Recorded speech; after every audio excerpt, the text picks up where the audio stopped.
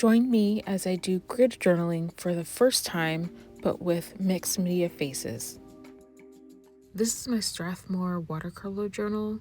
I just used a bunch of watercolor, some acrylic, and I finished it with colored pencil.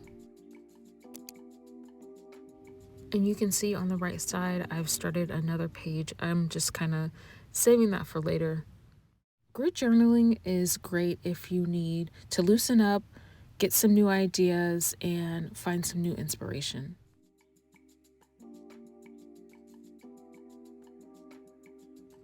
This right here was my very first try, and I wasn't really sure if I liked it, but coming back to it, I really like the purple and the green faces, and so that's why I moved on to this next page, and I wanted to share my process with you. This is my Strathmore mixed media journal, and you'll see at the end how the paper is different on each one, even though I use pretty much the same supplies. I'm going to start off with a little bit of water just so that my watercolor will spread. I'm not really trying to get an even coat of this water. And then I figured I would experiment with some brown skin tone to kind of see how it would look. I'm going to leave a link down below in the description for free art journal classes, so don't forget to check that out. I did 2 layers. I dried the first layer and then I'm just putting on a second layer just like I did the first to get some more depth.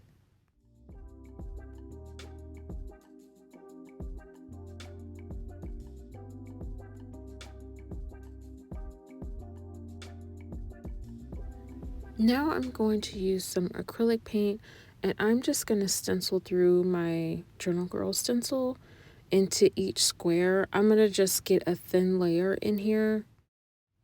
I don't want it to be too thick because I'm going to use color pencil on top of this. And I'm just moving this around in different spots so that it'll look different in each one.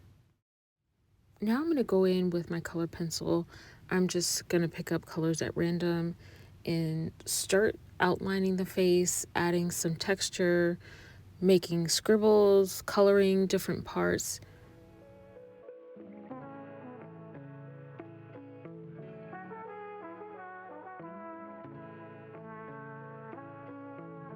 Sometimes you don't know what the color is going to look like until you try it. So a lot of the times I'll pick up something and if I like it, I'll use it around the face. And if I don't, I just, I'll move on to the next color.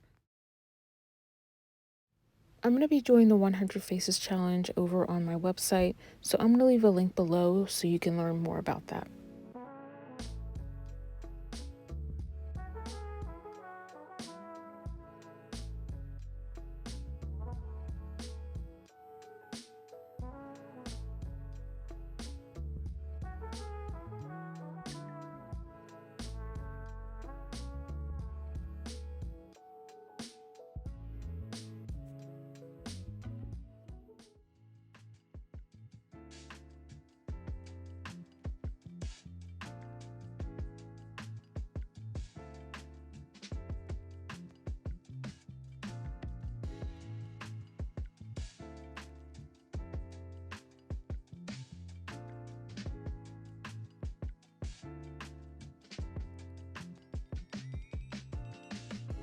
I'm trying my best to not make the faces perfect. That's what I keep repeating to myself.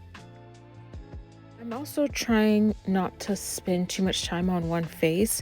I'm not rushing, but I'm kind of making my decisions and kind of sticking with it. Normally when I paint faces, I'm stressing over skin tone, I'm looking at shadows, highlights, I'm paying attention to proportions, I'm looking at the reference photo.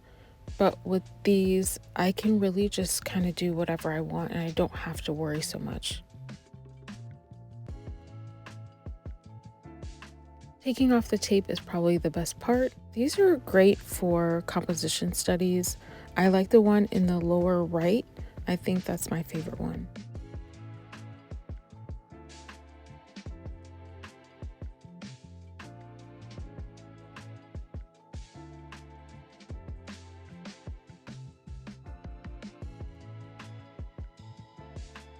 I'm gonna just grab my other journal so you can see the pages side by side.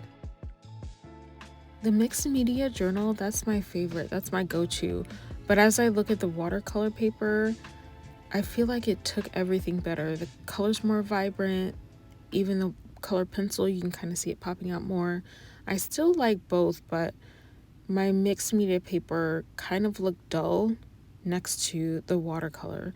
And I was able to get some really cool effects with the watercolor paper. So I don't know, it's just something to keep in mind as you're kind of working through.